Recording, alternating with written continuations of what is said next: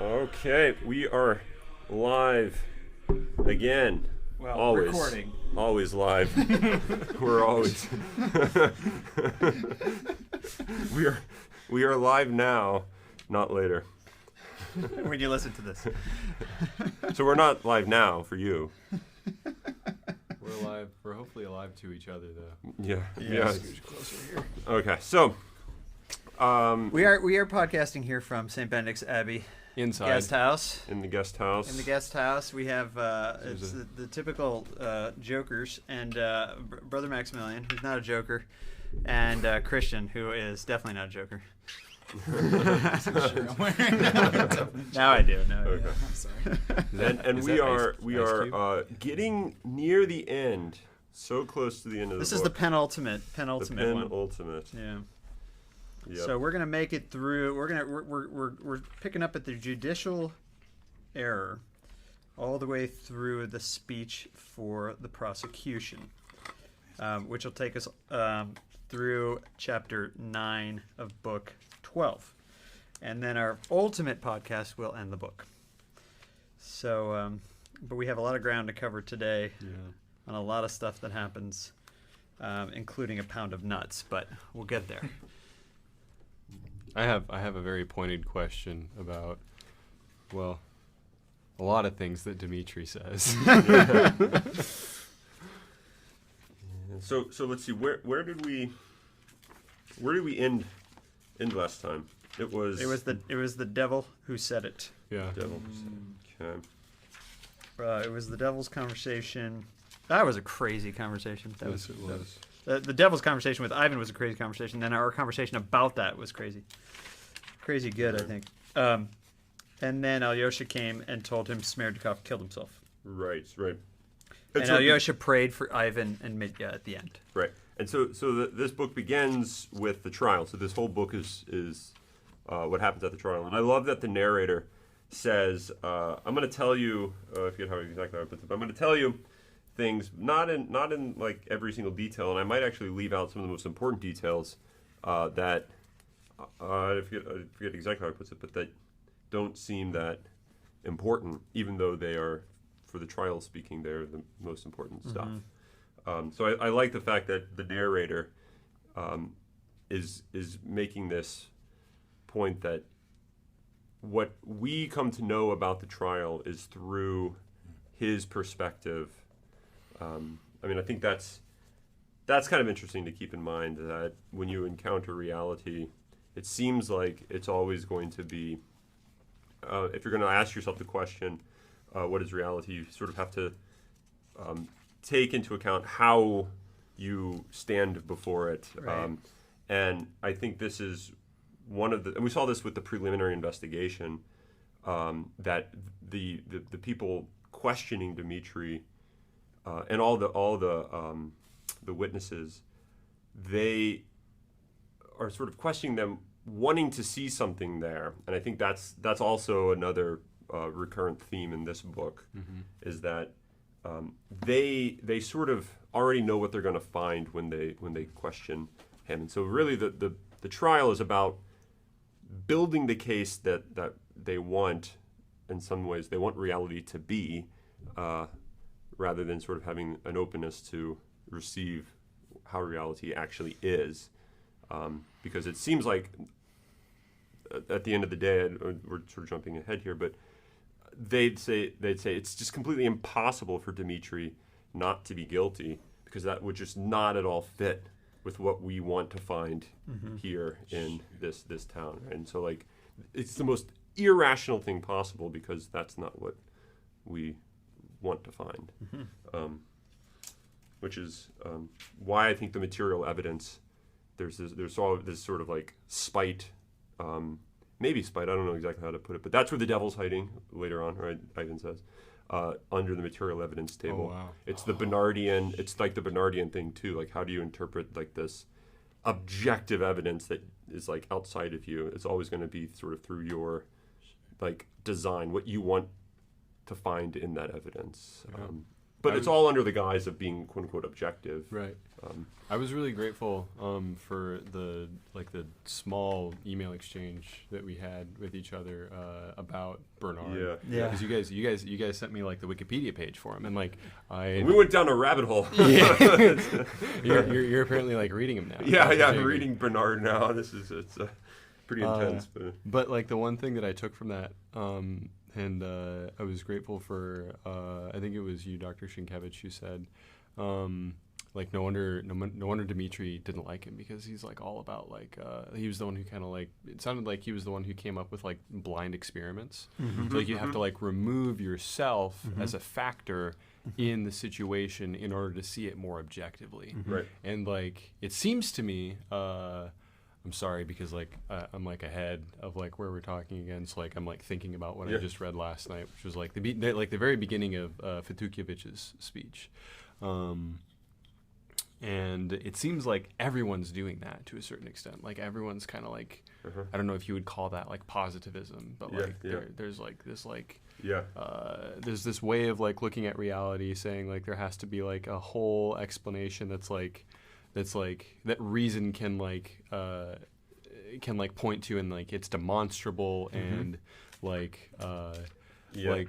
We as like the readers know because of like the way the story's being told that Dmitri didn't do it, because like Smerdjakov had the conversation with Ivan, and it's funny to me that the only other people aside from Ivan who are able to say like no, for sure Dmitri didn't do it are Grushenka and Alyosha, Right. and their only reasons for being able to like say it are because they know him. Yeah. But that's because they're personally involved with Dmitri. Yeah, and if they were to try to distance themselves from Dmitri, They'd be just like everyone else. They would like they would.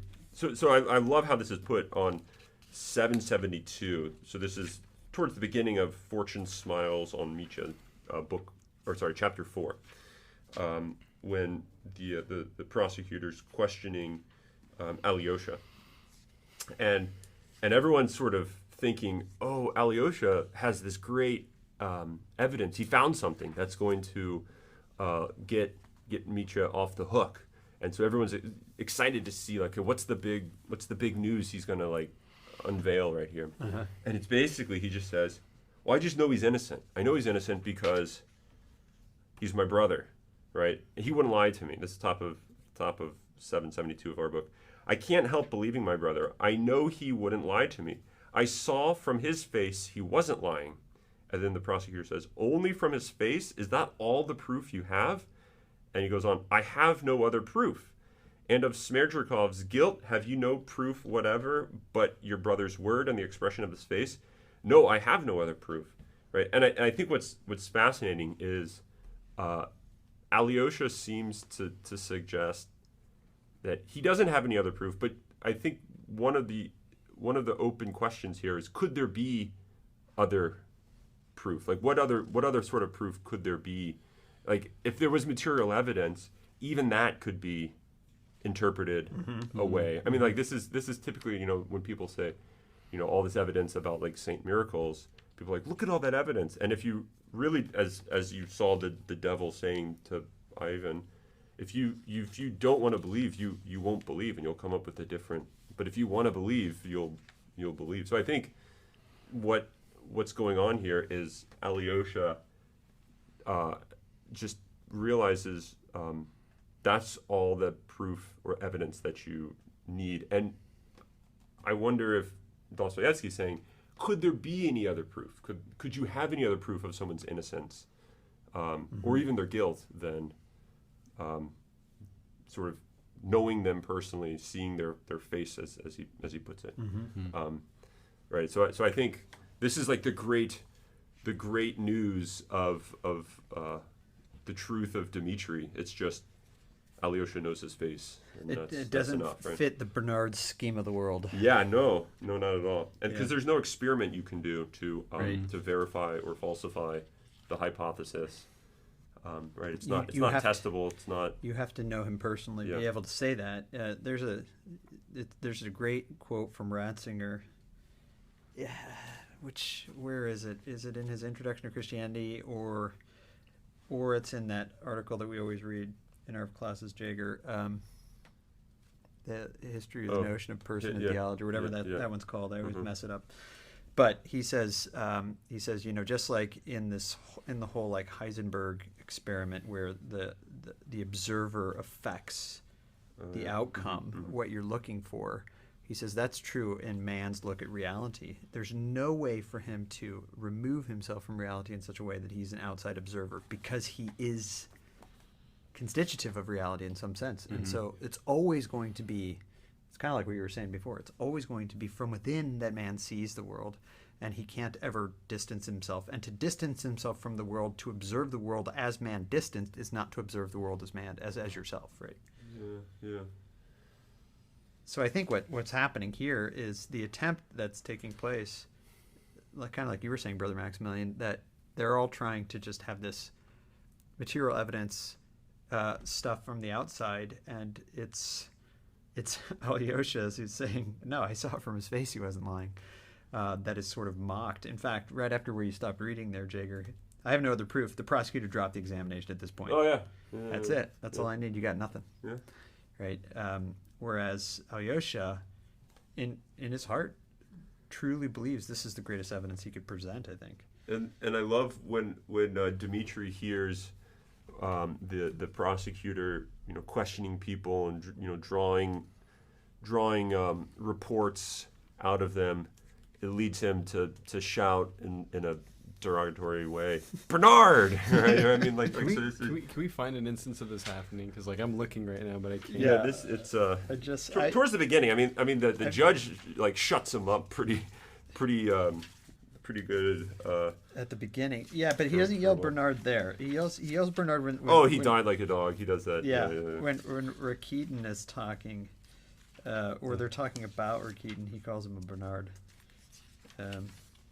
I've now been highlighting all the here, points. 762 of ours. It's in Dangerous Witnesses, about 2/3 of the way down. Yep. Which I can't help you on this one, brother. That's okay. It's or actually no, it's maybe 2 pages, 2.5 pages from the end. It's right after Rakitin gets caught, basically admitting that he took 25 rubles to bring Alyosha to Grushenka. Yeah. So that she could seduce him. Yeah. Yeah. For those of you who don't remember that part of the book. Yeah. And he was sort of ashamed to get paid, but he still got paid. Yep. So that's enraged by the tone in which Rakitin had referred to Grushenka, he suddenly shouted, Bernard! When after Rakitin's cross-examination, the president asked the prisoner if he had anything to say. Mitya cried loudly, Since I've been arrested, he has borrowed money from me. He is a contemptible Bernard, an opportunist, and he doesn't believe in God. He took the bishop in. So, yeah. Interesting how he associates Bernard with not believing in God. Yeah. Which is exactly the stuff we were reading about. Yeah. He's like the high priest of atheism. Atheism or something. Yeah. High priest of atheism. His friends. But oddly, some people thought he was a devout Catholic, right? I mean, this is something of like the odd thing about. Dmitri didn't think so. No. But I mean, Dmitri did not think so. Bernard, the real person, the real. I know, but obviously Mitya didn't think that Bernard was that way either. So there are a lot of I love one of my favorite things about the drama of everything that happens in the courtroom is Dimitri's responses to all of the witnesses. Oh yeah, which are usually just flagrant and outbursts of. I was talking to Brother Jean-Marie about this last night, and I asked him who his favorite character was, and he said Alyosha, and I said mine's Dmitri because it's just all out there. I had the exact same conversation with my wife who's reading through this now. Yeah. And she was like, how do you like Dmitri so much? And she's just gotten to the part where he kind of moves into delirium and the conversion. And I was like, just keep reading, you'll like him. She was like, no, you got to like Alyosha better than everybody. And I was like, that was true before, but but and I went and found one of the parts right around delirium. It's right before he gets to Merkroya, but it's the conversation he's having in the troika on his way to Merkroya with Andrei, the driver. Yeah. And he asks Andre, "Do you think I'll go to hell?" And Andre's response is something like, "You're like a child to us. we all love you. Like, sure, yeah, you like drink too much and like you get in bar brawls. It's like, Yeah. Yeah. Yeah, he's got problems, but yeah, there's an interesting thing where you love him. yep, Yeah, absolutely. and I think maybe it's because like the narrator is a person from the town Yeah, that we're getting the town perspective through him. right, That we become a townsperson that just loves him, right. and everybody does love him. Like his landlady loves So- him, right? Yeah, Yeah, I mean, this is somewhat off topic, but I was thinking about this earlier today. When this is the prosecutor's speech refers to the prosecutor in his speech refers to Theodore, the father, as a babe, right? I mean, he calls him a babe because I mean, yeah, he was a sensualist. He got drunk. He liked the ladies maybe a little too much, but nothing in comparison to what is like out there. And he says, it's nothing like, and he I think he gives a few examples of this guy ended up killing his. I forget his mother, and that wasn't his father. So I mean, it goes through a couple different murder stories, and he says, yeah, I mean, Theodore was nothing like that, right? And so I think there's a certain sense in which the Karamazovs are pitiable in many ways, but they're also, so I mean, like in their weakness, there's something. Childish, something that you don't want to just completely like throw under the bus. I mean, you see just his. I mean, it's somewhat pathetic, but at the same time, you kind of pity it, want to show mercy on it, and like, I mean, at least that's what I mean, I got the impression with the Karamazovs. I mean, this is gonna sound horrible.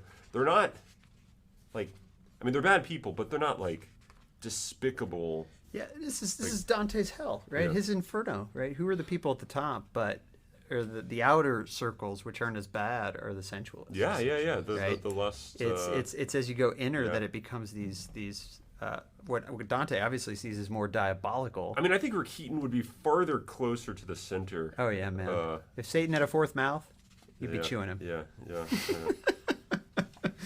I think that's what. I know. I mean, yeah. Theodore would just be like checking the cards at the gate. Yeah. He would be like, okay, yeah, Welcome. you can. We love it here.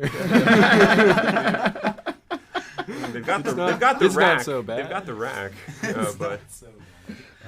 But okay. So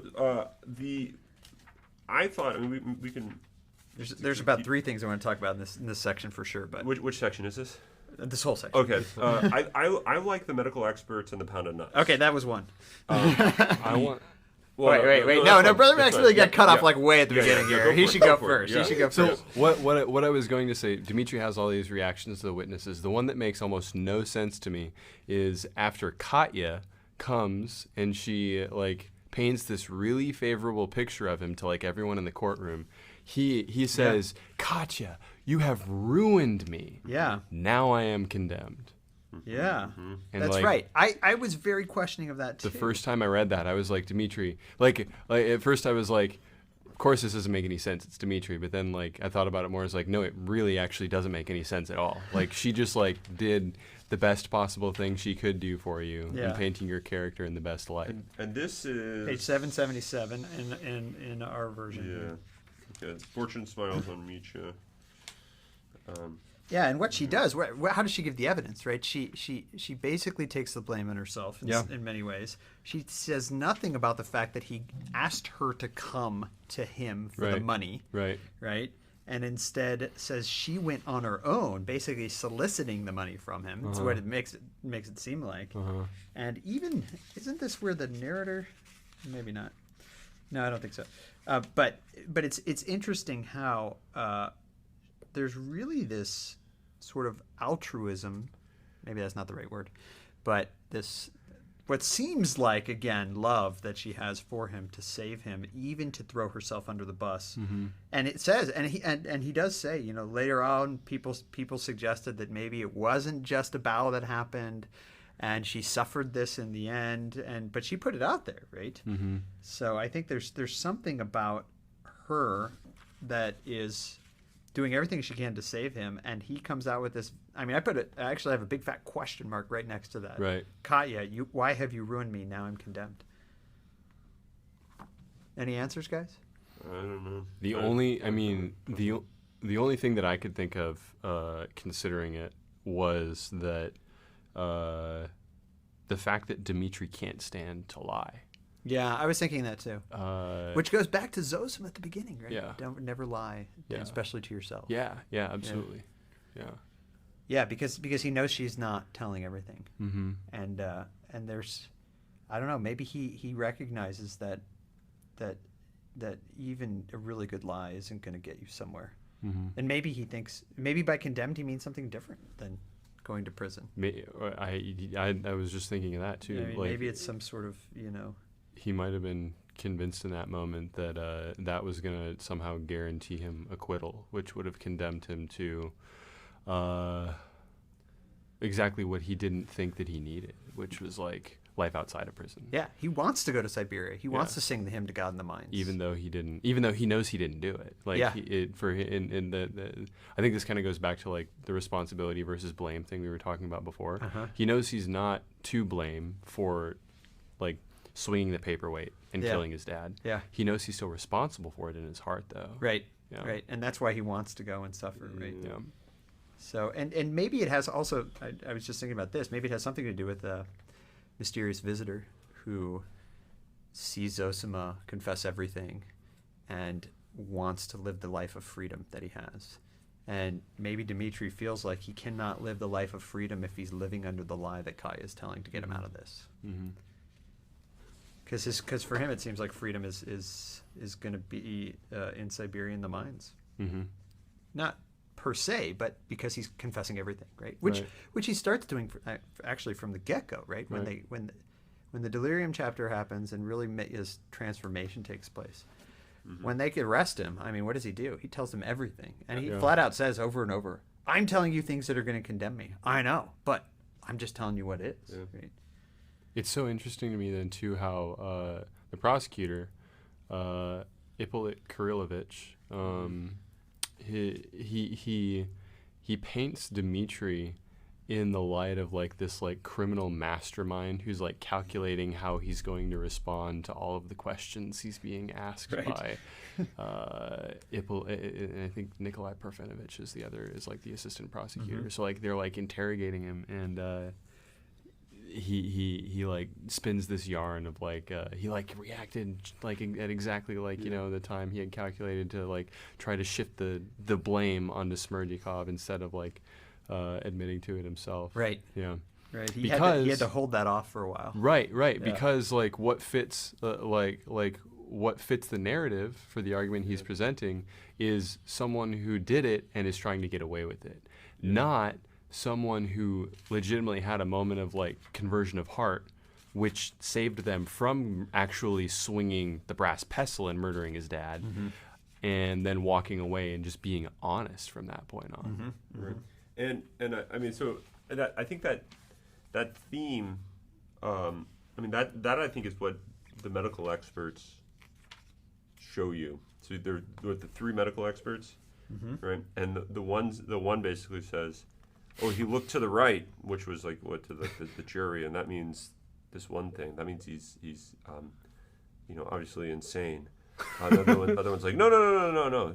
If he was insane, he would have looked to the left, and so he would have looked to I forget all the ladies. The ladies, yeah. Right. and then that, I mean, and so like, oh no, an insane person would have done this because of yada yada yada, and then someone else says, no. The insane person would have done this, yada yada yada yada yada, and basically, I thought Herchen Stuba was a moron, but I'm coming to realize from this chapter that he's not a moron. He actually just is the doctor that says, yeah, I don't know. I don't know. Right throughout the book. That's his only solution to sick people. I can make nothing of it. I can make nothing of it. Right? Yeah. He visits them. That's the quote. Yeah. He's concerned with them, and he says, I can make nothing of it. Right? And I always thought like, oh, he's a fool, but he doesn't presume to know or interpret what's before him in some sort of medical system. I mean, this is what's like fascinating about him. And so he basically thinks, no, Dimitri's honest, telling the truth, just because, doesn't he say, I've known him since he was a boy, right? Like I've known him. Yeah. Very similar to what Alyosha says. Here's why he's not insane. Yeah, and interestingly enough, the way he says he's not insane is by an experience of the sign of the cross with the nuts, right? Yeah. That he remembered it 23 years later. Yeah, which I thought was a really fascinating event in Dimitri's life, which shows you that maybe in some ways one of the contributing causes to why he didn't swing the pestle to smash his old man's head in is because Herzenstube said, "Gott the Father," and gave him a pound of nuts. And gave him the pound of nuts, and taught him to say the sign of the cross. So I don't know. I think it really is an interesting, like, medical experts would say this because X, Y, and Z. Medical experts would say this other thing, which would contradict it because of X, Y, Z. And you can kind of see it in some ways both ways. Whereas you have Herzenstube, who's not really a medical expert, who just says, I don't know. It's also interesting that the sort of like idea that he's insane is always assumed because they know that he's this like wild guy from the past. Right. And so there is no place in the system of the medical experts that there could be a conversion of heart and a change. Right? It's, no, this is the kind of guy this is. This is why he's doing this, because we all know what kind of a guy he is. Right. So in a sense, I think a denial of like the possibility of a conversion is an atheism of some kind. And in fact, when the Moscow doctor starts talking about his mania, it says, this is on page 767, right? All his actions are in contravention of common sense and logic, he continued. Not to refer to what I've seen, that is the crime itself and the whole catastrophe. The day before yesterday, while he was talking to me, he had an unaccountable fixed look in his eye. He laughed unexpectedly when there was nothing to laugh at. Of course he did, Dimitri. Right? Yeah. He showed continual and inexplicable irritability using strange words. Bernard. There it is. Ethics. Ethics. Yeah. Right. That goes back to the conversation with the Alyosha. Right. But listen to yeah, this, yeah, though. but- That sentence ends. He used continual and inexplicable irrationality, using strange words, Bernard and ethics, and others equally inappropriate. He doesn't understand what Dimitri is now trying to say, right? Which is the Bernardism is all crap. Ethics is the thing that's on the line, right? That was his great worry. I'm sad to lose God. Right. But ultimately, I think the thing is he doesn't lose God, right? And he's finally actually found the sort of quest for the divine. And the person who has found the quest for divine seems mad to the people who haven't, right? I think that's what's really taking place here. Yep. It's a repeated theme throughout the book. Yep. Yep. It's a Dostoyevsky thing. It comes up in his stuff all the time, right? Anything else on Pound of Nuts? I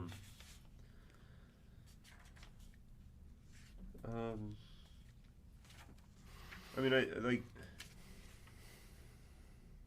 So he remember. I mean, like, what's fascinating? He remembered this. What was it? 23 years. 23 years later, right?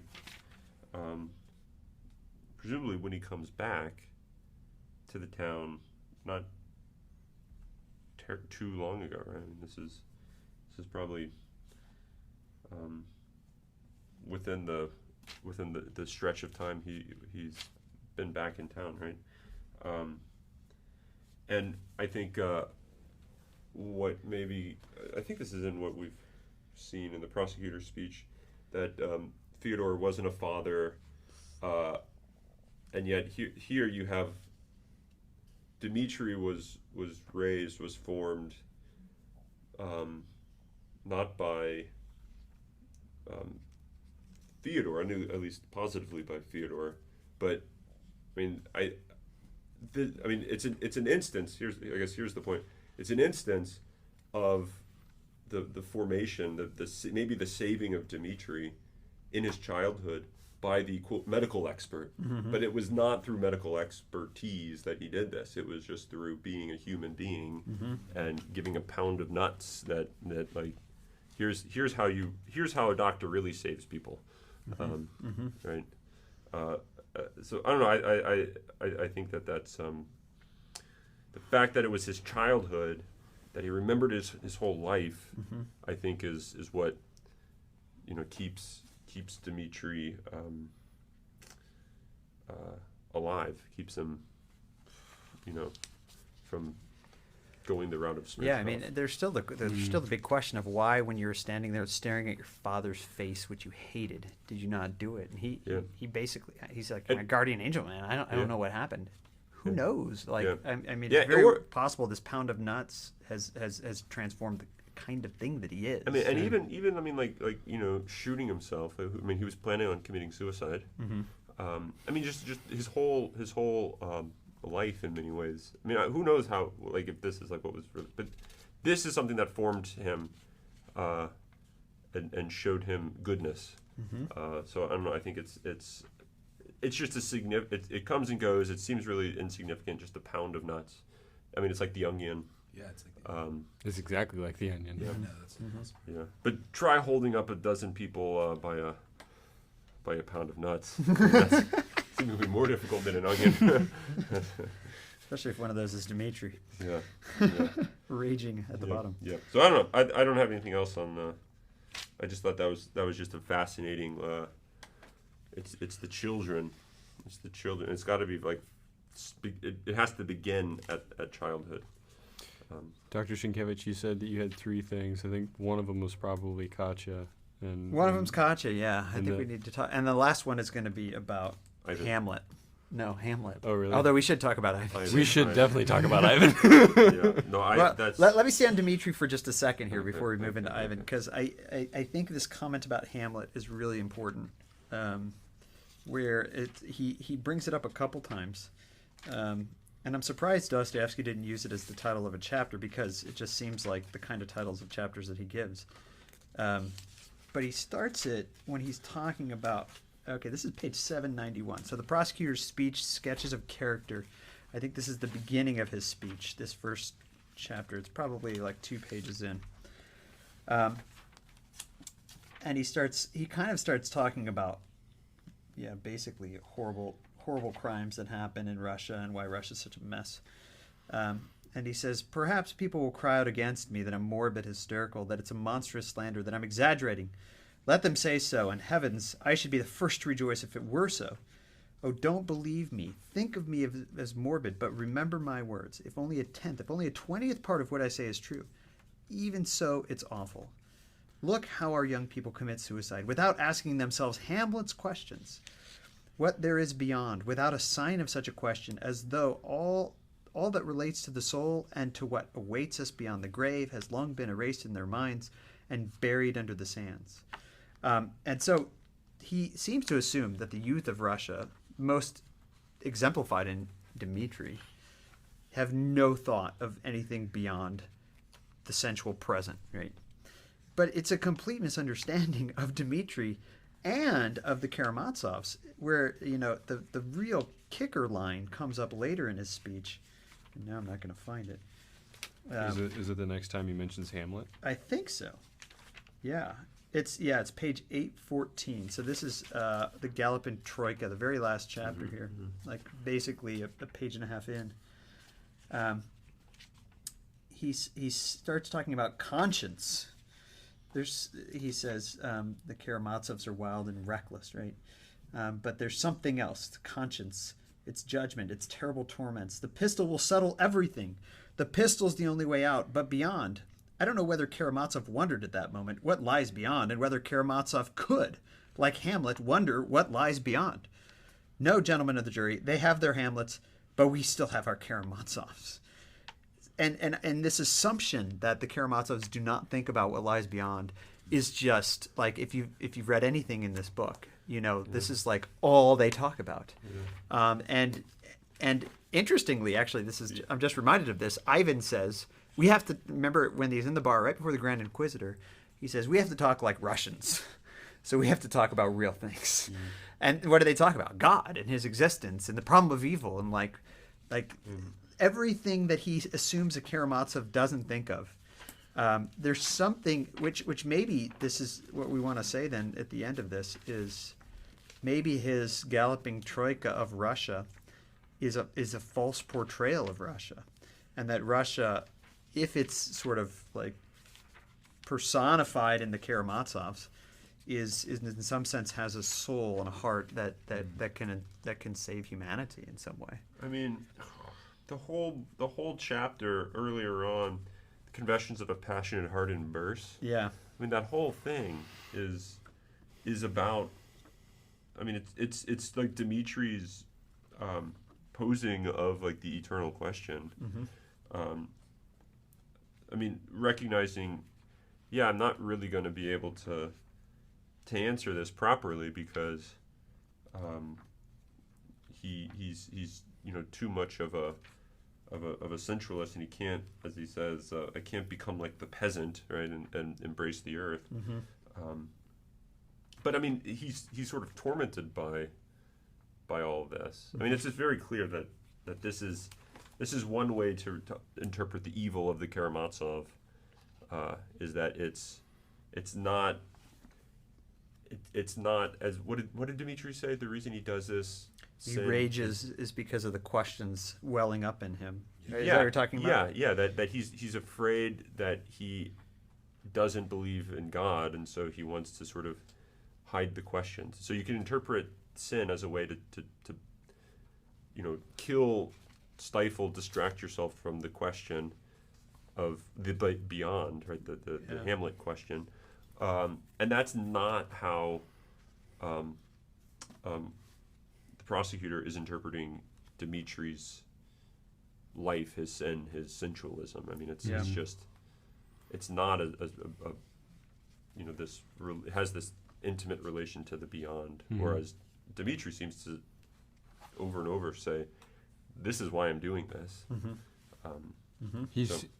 So you said he in a confession, passionate heart in verse, he seems like he's still like asking these questions as to like what lies beyond.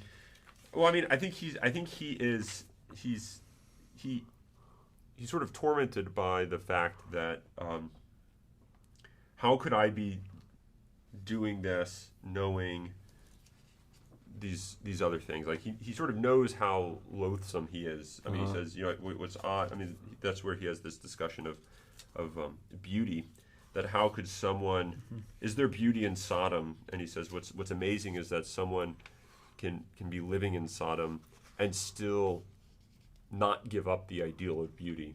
Like here I am, even in the midst of my loathsome, like just having taken this money or given this money from Katerina or to Katerina, thinking I'm going to get, how does he put it, prospects or whatever. That even now I still have this ideal of beauty, of virtue, of what have you, and I can't give that up. And this kind of torments him, that even in the pit of hell, you still, see the beauty of virtue. So I think, I don't know if asking the question, but at the very least suffering with it. Yeah. I think, and I don't think it's an accident that Kirillovich uses the image of a galloping troika to describe Russia, which, I mean, I was recalled back to the exchange that he had with Andrei, the troika driver, when he's going to Merkoya after he's knocked Grigory's skull in, and like he's going to be with Grushenka. But he has immediately after that exchange with Andrei, he has this prayer that he prays. And he says, "Lord, take me in all my lawlessness, but do not judge me. Let me pass without your judgment. Do not judge me, for I have condemned myself. Do not judge me, for I love you, Lord. I am loathsome, but I love you. If you send me to hell, even there I will love you, and from there I will cry out that I love you unto ages of ages. And then he continues saying, like, but let me finish with loving, meaning like he wants to go and be with Grushenka before the end.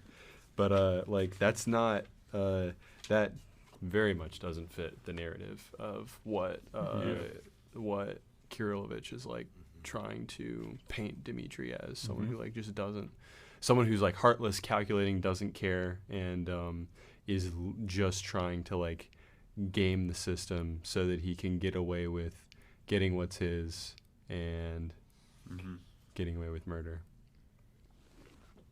Yeah. I thought it was fascinating how the prosecutor dies 9 months after the trial. I think he does have kind of a beautiful explanation of the Karamazovs, which he thinks is bad, but it actually I think is, I mean, I feel like it's coming directly from Gadiev and Spez's explanation, anthropology about man. This is on page 796, the prosecutor's speech sketches of character, way in it, actually near the end, about a page and a half away from the end. He says, he talks about the Karamazovs. As a rule, between two extremes, one has to find the mean. But in the present case, this is not true. The probability is that in the first case, he was genuinely noble, and the second, he was genuinely base, talking about the Katya incident and the killing of the father, I think. And why? Because he was of the broad Karamazov character. That's just what I'm leading up to. Capable of combining the most incongruous contradictions and capable of the greatest heights and of the greatest depths. Remember the brilliant remark made by the young observer, oh no, not this guy, who has seen the Karamazov family at close quarters, Mr. Rakitin. The sense of their own degradation is as essential to these reckless, unbridled natures as the sense of their lofty generosity. And that's true. They need continually this unnatural mixture, two extremes at the same moment, or they are miserable and dissatisfied and their existence is incomplete. They are wide as Mother Russia. They include everything and put up with everything.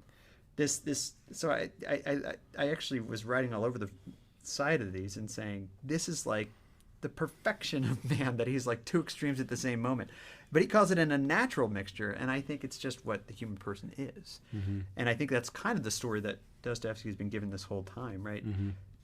Because who is it that loves most? It's the sinners that ask forgiveness, right? Markel's heaven is to have sinned greatly and yet receive forgiveness from all for all, right? And so that seems to be Dostoevsky's anthropology, which Kirilovich is just saying this is the most horrible kind of person you can have. And Dostoevsky seems to be saying, if really Dmitri is a hero in this, that actually this is the perfection of the human person. I'm glad you said that, because my translation has him saying like they're capable of contemplating two abysses at the same time, but that wasn't as clear to me as what you just said. Yeah, I like that too, though.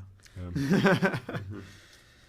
So anyway, I've stayed on Dmitri too long. We should move on to Katya or to Ivan here.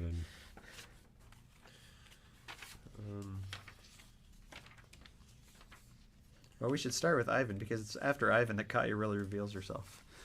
Yeah. Yeah, that's right. And that is.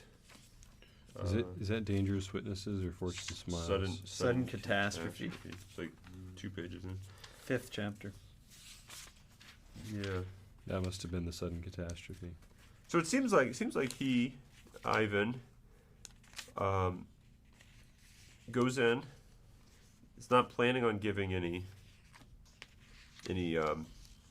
testimony, any evidence. Well, he comes in. That's the first sign that he has some sort of a plan, right? I think there's just wrestling happening in his heart at this point. So yeah. So he comes in, but then. And he says, "I'm well enough and can tell you something interesting." Yeah, but doesn't he stand up and? Yeah. Then he leaves, and then he says, "I have nothing particular to tell the court." He says, "Oh, I'm feeling sick. I gotta go." And he walks 4 steps, and then he stood still as though he had reached a decision, smiled slowly, and went back. That's page 781. Yeah. Like the peasant girl. Yeah. Yeah. So he's still wrestling. So remember the wrestling, we pointed out last time how the wrestling begins when he says, maybe I should go tell the prosecutor right now. No, everything tomorrow. And then he got sad, right? Because he didn't move on it. The funny part about that, I noticed it in the prosecutor's speech. Kirillovich asks the question, if he really learned this from Smerdjakov, then why didn't he go right away? Yeah, he does say that. Yeah. Right. Which already shows this sinful decision that you made to not move right then it could have very lasting effects. Right. But what's odd is that actually confirms the truth. I mean, I think that validates the charge that Ivan's making against himself, that he is guilty. I mean, but of course that's a completely closed question for them. There's no way in which he could be guilty of this murder, right? Mm-hmm. But I think the fact that he didn't go right away. I mean, that I think you could say here's really what's going on in Ivan right now. He's, trying to be truthful because of, and then you walk through his sort of inner struggle with leading Smerdjakov into this. But that's not at all how they want to interpret Ivan's condition. So I don't know. I think that's. That once again is evidence that pushes, as one of the later chapter titles is called, it cuts both ways, right? I think all the evidence does that. But but he comes and he confesses his own being a murderer. Everybody thinks he's mad. At the speech at the end says obviously he's got brain fever. he gives the money. Yeah, and he says, I'm not mad, I'm only the murderer. Yeah. You can't expect eloquence from a murderer. That's right.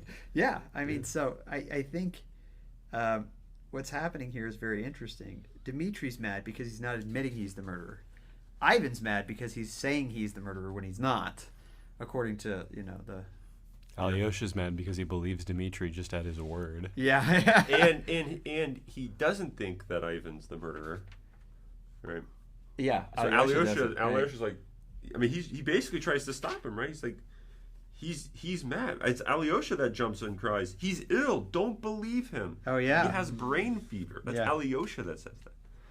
Right? I mean, this is fascinating. And so in some ways, Ivan is sort of being more truthful. I don't know if you could say that than Alyosha. Alyosha, I mean, I haven't given much thought to this, but for whatever reason, he cannot see Ivan as responsible for this, which is fascinating, I guess. I mean, I haven't thought through why that's the case. Yeah, because I tend to believe Ivan's own accusation of himself. Yeah. I do. But if Alyosha doesn't, maybe I shouldn't. But then we all know Alyosha is a very odd hero who isn't always the Superman does the right thing, right? Yeah, and we can get way sidetracked into this, but his concern for Ivan's sanity because of his knowing of Ivan struggling with the eternal questions might lead him to want to interpret him as I don't know. It's crazy. It seems here, whether or not Alyosha thinks here's how he is going to come to believe or be saved, or and it would have to come it would have to come by way of his innocence of this murder. But oddly, I think what this whole this confession of Ivan is this confession of God, because he says, I'm the murderer. And now what that means, in light of what we said last time, is if there is no God, there is no crime, there is no murder. So the confession of being a murderer is the confession of God. And look how he ends it. Look how he ends it. Yeah. He ends his confession by saying, Have you any water? Give me a drink for Christ's sake.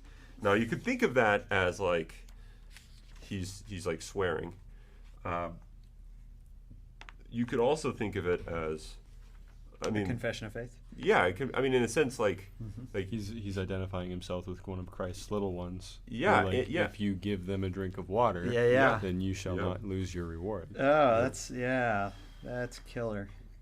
yeah. So I and then that's like one of the last things he says. I think What page is that on? 782. Okay. But yeah, no, I thought this is Ivan's great triumph of belief. So anyone that, like, at least for me, that interprets Ivan as an atheist, and that went mad. I mean, my take on that is that's not, because he sees all these people, and he says, look at all these. I'm in my right mind, and it's the same mind as you ugly faces, which I don't think is just I think it's saying there's no beauty here amidst this way of seeing, this way of living. So he calls them ugly faces. But here's what's interesting on 783, the next page. He says, "Come, release the monster. He's been singing a hymn. That's because his heart is light." Right when he says that, I automatically think of Mysterious Stranger. Yeah, I'm looking right there right now. Yeah. And he says it's like a drunken man in the street bawling how Vanka went to to Petersburg, right? Yeah. Okay, remember that. Yeah. Mm-hmm. And I would give a quadrillions for 2 seconds of joy. You don't know me. That's interesting. You don't know me. He's changed, right? I mean, I think just as Dmitri at his investigation gives honestly everything, because again, this is the Mysterious Stranger, this is Zosima, this is Markle. Yeah. Now here's Ivan's Markle Zosima Mysterious Stranger moment right here, so that he can have the 2 seconds of joy. Because really, I think him confessing this to everyone is the quadrillions. Mm-hmm. I mean, that is a humongous move. And that's the long walk that atheist makes. He says, this doesn't, he was expecting to go into nothing, and he says, this doesn't fit with my system, and so he like sits down, cross-legged, Lays down and says, I'm not budging, I'm not going to walk your quadrillion miles. Yeah. I think that's, or kilometers, because they're in the metric system. Yeah, that's right. Which I love, that little, and then but he eventually says, Eventually gets up. okay, And he I'll goes, walk it. What? Why did he get up? I mean, but here's what's weird. He walks it, and I think it was the first 2 seconds of being there that made the quadrillion kilometers worth it. Yeah. He said it was all for the first 2 seconds of being there. It was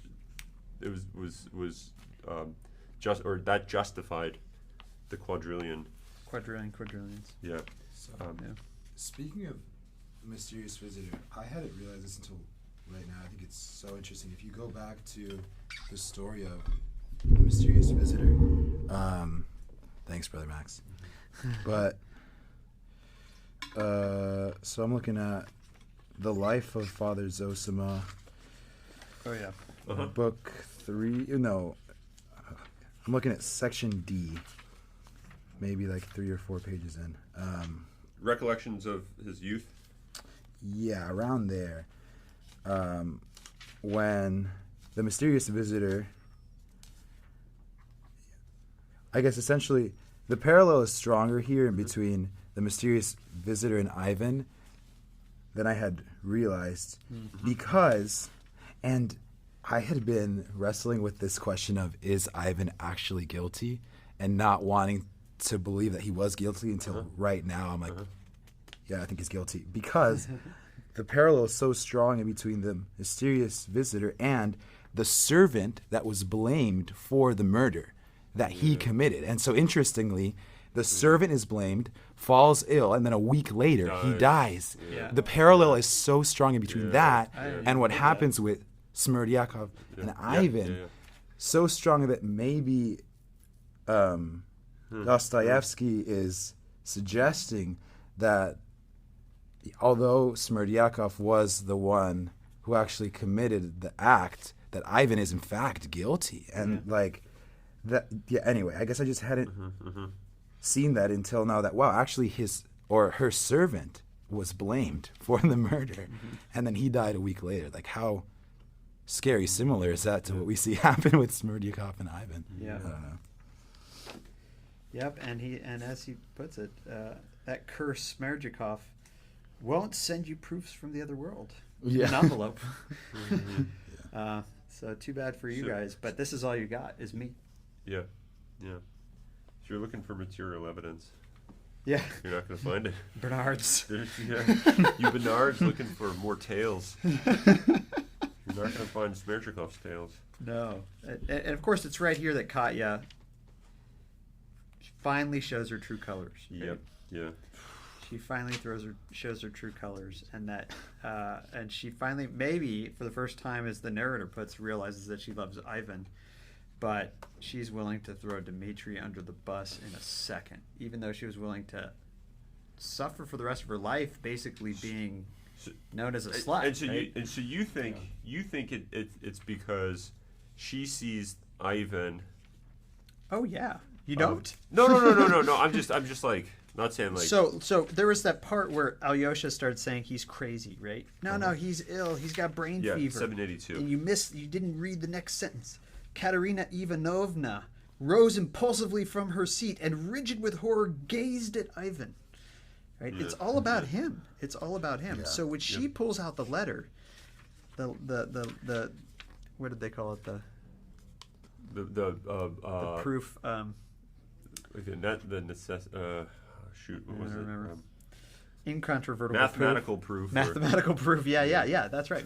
It's right there. Yeah, 784. Yeah, she pulls out the mathematical proof, which is so Bernardish. Yeah. And she gives it to them and starts confessing everything that she knows about him to get Mitya to go to the mines. And it's all for the sake of Ivan, because ultimately it's not like a love of the other that she has. It's a love for herself, and her own desire for Ivan. In fact, the narrator says this is really important in 788. He read it near the end of 5 of the sudden catastrophe. She had loved him with a hysterical, lacerated love only from pride. Who said that originally? Zosima? No. Alyosha. Yeah. Remember Alyosha? Yeah, he came and screams out, screamed at and her. he's You're like, just doing this for "You pride." love yourself. And then Yeah. he asked forgiveness, and he basically says he was wrong. But here the narrator says, no, he was right, actually. She had loved him with a hysterical, lacerated love only from pride, from wounded pride, and that love was not like love, but more like revenge. That's such a Nietzschean interpretation of this. Oh, yeah. That love becomes this like power. Power that you have over others Yeah. for your own sake. Yeah, I mean that's like what we talked about that with Ilusha being able to forgive those that he could kill, and the forgiveness becomes a type of killing them without actually taking the sword to them. Heaping coals on their head. Yeah. But it keeps going here. And the narrator says, "Oh, perhaps that lacerated love would have grown into real love. Perhaps Katya longed for nothing more than that. But Mitya's faithlessness had wounded her to the bottom of her heart, and her heart could not forgive him. The moment of revenge had come upon her suddenly," right? And this is where she reveals everything. Mitya's done. Grushenka comes running towards him. Well, but, I mean, before that, so she betrayed. It's like 2 sentences later. She betrayed Mitya, but she betrayed herself too. Uh-huh. I mean, in some sense, betraying yourself is revealing yourself, right? Right, and so then, no sooner had she given full expression to her feelings than the tension, of course, was over, and she was overwhelmed with shame. I mean, I can't follow this psychology. I mean, this is too. Maybe it's because I haven't like. Well, I think here's what I think it is. Maybe I'm talking too much, but No. I mean, I couldn't follow, like what I was supposed to be thinking about. Like, actually, I don't think I could until you just read it again. But I think the idea is she's put up this front of being the perfect Christian lover who loves completely for the other, right? And is willing to and really shows it most by not saying that he asked for her, and basically putting herself, like destroying her own reputation for him. But that ultimately that's not her true self, because she betrays herself, right? She shows everybody what her real self is by saying, no, he's the monster. He did the killing. Take him. And she never has actually forgiven him. She's just using her sort of love for him. I'm putting it in quotes, but nobody can see that. This love for him in it's like you were saying, a power over him. Yeah. And that she doesn't really forgive him. But and what is the ultimate sign of love in all of this? Markle, Zosima, right? Alyosha, it's all forgiveness, right? And asking forgiveness. And she does not have that. And so what happens is she finally, her true love of self comes out, and she wrecks Mitya. And then she immediately recognizes that she's revealed what she really is, and probably finally sees for herself what she ultimately really is. And that's why she kind of breaks down. In shame. Yeah. Overwhelmed with shame and goes into hysterics, which she does often. Seems like all the women. Especially her, though. Especially her. And I love the narrator says, I think the ladies who came to see a spectacle must have been said. Right, like this, I wanted to say something really about the ladies. That's great. Yeah. Like, Yeah, and I think the whole. It's pretty clear from the very beginning. This whole thing is about a show. I mean, it's not really about trying to resolve, the well-being of these individuals in light of this great evil that was done, and it has nothing to do with. I mean, it's just all about And Ivan says this too, which is why he calls all their faces ugly. It's Yeah. I'm in my right mind, just like you guys are. Yeah. You guys, and he's like, I just want to read it because I love it. Go for it. Go for it. The thing is that I am precisely in my right mind, my vile mind, the same as you and all these mugs. He suddenly turned to the public, a murdered father, and they pretend to be frightened, he growled with fierce contempt. They pull faces at each other. Liars! Everyone wants his father dead. Viper devours viper. If there were no parricide, they'd all get angry and go home in a foul temper. Circuses, bread and circuses. And me, I'm a good one. Is there some water? Give me a drink for Christ's sake. Yeah. I love it. I love it. Yeah. I mean, that line in sort of our translation, they all desire the death of their fathers. Mm-hmm. I think this is for what comes later on in the book. I think that's an important line to you circled it. Look at that. Yeah. Yeah, there you go. Stars. Yeah, that's great.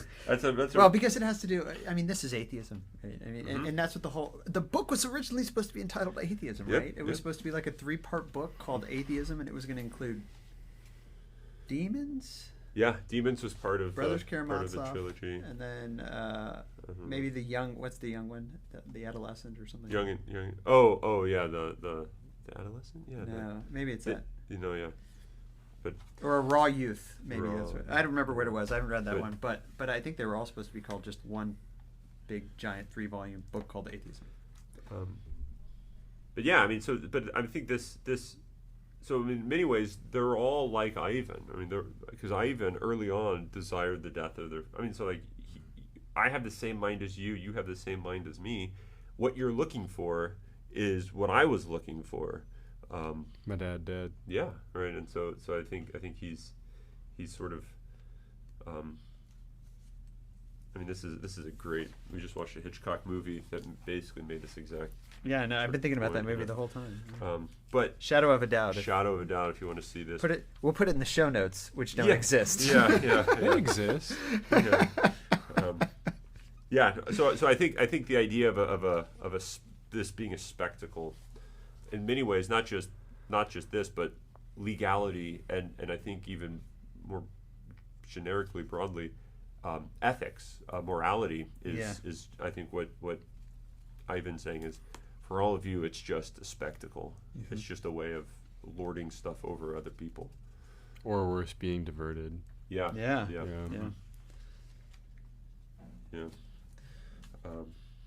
Man. Okay. Well, any we gotta wrap it up here yeah, pretty soon. any final brief remarks? We should have turned the air conditioning on. Well, we're not wearing black robes like That's- that. We're on our t-shirts.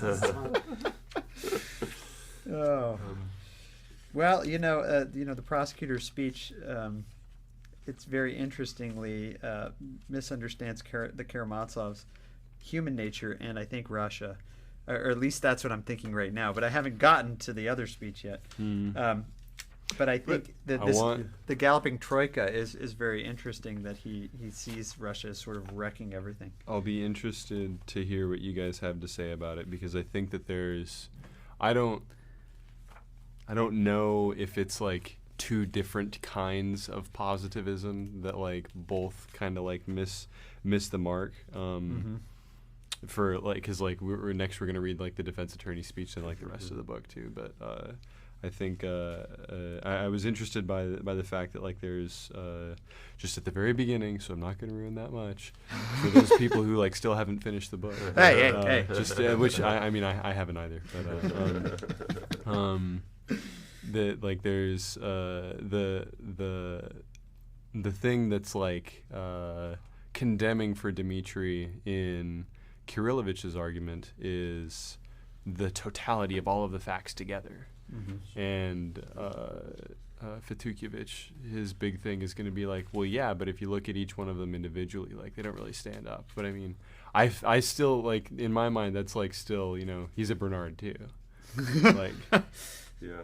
and that's like it's funny to me that like kind of the thought that I've been having throughout all this is just like all of the movies that I've seen about like courtroom drama and that sort of thing, like. Dmitri would have been condemned in like a courtroom in the United States of America today too, because there's just like no one's gonna the testimony of like a couple people who are like really biased and like wrapped up in it isn't gonna stand up in court. Yeah. Yeah. Here's oh man, I'm gonna have to think about this. That was a helpful comment. I think comparing this to Plato's Apology would be quite interesting, because Plato knows he's screwed. Socrates. Socrates knows that he's screwed because he knows that the jury are basically thinking in completely different terms, in a completely different see reality like set of like what counts as rational is very different, and so he knows that like he can't really do anything to actually defend himself. Yeah, and then there's this question in light of the like the sophist mode of living. Is Socrates guilty? And there's a sense in which yes, he actually is guilty in that mode of living, and so there's something puzzling about this whole thing that these are all innocent characters, because Smerdyakov was the one that smashed the skull, but yet they're not innocent characters, right?